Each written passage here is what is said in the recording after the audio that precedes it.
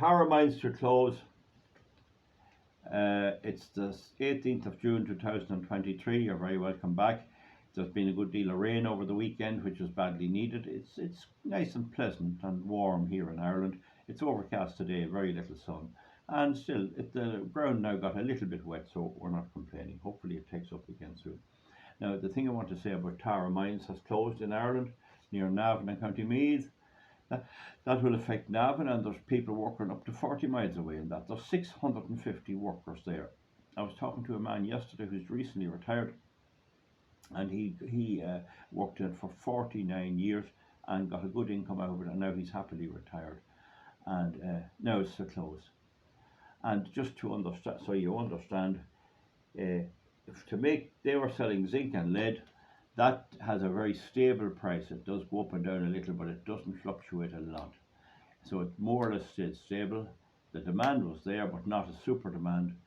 But the prices are going up with inflation, more for the inputs of the mining company than into the price of lead. So if the price of lead and zinc went up accordingly, it wouldn't be so bad. But it's not just keeping pace. But the big elephant in the room, the big killer, is electricity.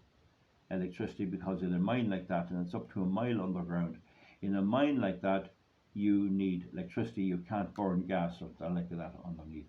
So there's a lot of electricity being used, and they rely on the Irish grid to supply them. And the Irish grid did that up to about 20 years ago, and then we got this green, Fianna Fáil, Fine Gael, Sinn Féin backed it too, and all the left. Oh, we'd switch from fossil fuel. We're in transition to renewable energy. Well, I can tell you, as I've always said, there's no transition to renewable energy. At very best, Ireland's wind turbines, 400 megawatts, might save maybe a barrel of diesel oil or fuel in a year. They nearly save nothing. They don't work as said. If you can't use any of them unless there's fossil fuel already running. When it's a calm day, there's none. If it's a dull day, there's very little. If it's at night, there's no solar. And if it's at night and it's a dull day, there's nothing. You can't run electricity grid like that. You have to use fossil fuel, and you have to use open cycle gas turbines, which are quick to react, and they're almost twice as heavy an emitter of CO2 as the combined cycle, which boils water and which must be kept running continuously. So they want to shut them down when the wind is blowing, but when you do that, then you have to change to a different type of plant, which is not as efficient. The whole thing is one massive hysterical scam, perpetrated by villains, but also by the ignorance of the people. They're just not able to count. We don't know why that is. It's just ignorance, and we have a situation now where there's complaints over the leaving certificate, the leaving second level education in Ireland going into university, and the terrible complaints about the maths, and I would have serious concern about the teaching of maths and teaching people how to count. If it seems to be going downhill there. I'm not particularly blaming the students, but it's the system. Now the thing about it is that Ryan has said he can't cut the cost of electricity. He could only do that by cutting the wind energy companies and solar energy companies, cutting them adrift on the sea, let them off. But he's tied in with legal contracts. Now, I claim them contracts could be broken because the whole industry was never put through the SCA process. Now, the other thing is that Ryan has interfered in the market by making the energy companies take wind energy and solar energy, so he's interfered in there, and yet he says he can't interfere in the market now. It's a big colossus. The wind and the renewables are making no money. The government is a bit alarmed with it. The other suppliers, the ESB and Port Gosh and SSE, are jacking up the prices like anything.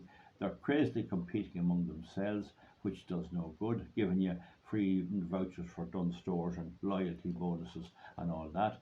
Bills are colossal, and in the case of Tara Mines, they just become unsustainable. You just cannot produce lead or zinc from a mine. If the electricity goes through the roof, it will become so expensive that it's a luxury. We're probably facing a time in Ireland when even the ordinary electricity in the houses will be a luxury. We'll probably have to move to some kind of home generation, with some kind of storage facility, which is a pure nuisance. And I hate to have to do it because it's a nuisance having to waste part of your day getting your engine running and all that. Now, so on the grid itself, they have to replace the traditional heavy plant, the steam boiling plant, the combined cycle gas turbines with open cycle gas turbines and diesel engines, which are hopelessly inefficient, so that they're there to balance the wind. When the wind goes down, suddenly they can come on, and when the wind picks up again, they can turn them off. And of course, that defeats the whole purpose of the exercise, because the most efficient plant is that which runs all the time. So Ryan lied about, he said wind energy would bring down the cost of electricity. That was a barefaced lie. That is fraud. That was fraud. He's the minister. He should have known that. And then he now says he can't take away the prices, having crippled us with this forevermore. It's not easy destroying them, but there are ways, I believe, that you could maybe bankrupt the whole wind energy. But until we get a change of government, that's not going to happen. And so he's building more. He's building more off sea if he gets away with it. If I can't stop him and a few more of us, and he's going to build more on shore. So with 4,000 megawatts of wind energy, you have almost twice the price for your unit of electricity, and they want to build almost as much again on shore and about twice as much out on the sea.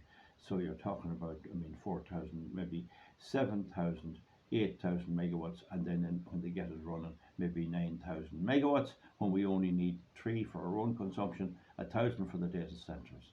So you can see that this is not going to end well. I don't know how the contracts can be broken. One way would be get rid of the renewables, but I don't think that'll happen too soon. But it's only the start. It's only the start. So if we are losing Tara Mines because of energy prices, what's next? What's next? Now, there was a rumour going by that Tara Mines wanted to get rid of a few contractors they weren't too happy with, and a few workers and all that. Sometimes you'll see that they'll open up again and employ new people. I don't know. Nobody seems to know if that's the case. But what we do know is with the present energy situation, they're unlikely to open up in Ireland. You just cannot pay that sort of money. And they can't really generate their own, because then they'd need to have a power station of their own. And it has to be managed, and there'd have to be a manager to run it, and there'd have to be staff to run it. And you'd have to have engines and everything else. And you're faced with the carbon tax and everything else. So it's not so easy generating your own in this situation. And most industries take the same view. We're in the job of producing zinc, we're in the job of producing timber products or whatever it is, or dairy products. We're not in the business of producing electricity. Unfortunately, it may yet come to the point where we can no longer use our mains electricity. It'll just be a luxury, and then we'll have to deal with that when the time comes. Maybe there'll be technology that will give us battery packs if we have a garage or something, and we can put our little engine in there and charge them up. Again, it's a pain in the neck. It's a pain in the neck. And they'll put up the price of diesel anyway to try and make it more expensive to stop us using alternatives to the main system. There are a crowd of bad villains, really, really vicious villains in the Green Party and the Labour, Fine Gael, Fianna Fáil and Sinn Féin. They are a crowd of villains. They knew this. I told them this would happen. They knew well, and they still went ahead with it. They have no excuse. So one of the guys there he's a Bohermeen man. He bragged Damien English. He loves him. He loves him with all his heart. Damien English was in the government. I talked to him. I told him this would happen. He could have investigated. He could have done something about it. But Damien English loves this waste. He loves the pylons. He loves the windmills. He cried, I think, when the Kells wind farm. He didn't cry publicly, but I have no doubt, knowing him, he was hoping all that wind energy that was shot down by the planning authorities in Meath. He'd have loved to see that. I know every one of them.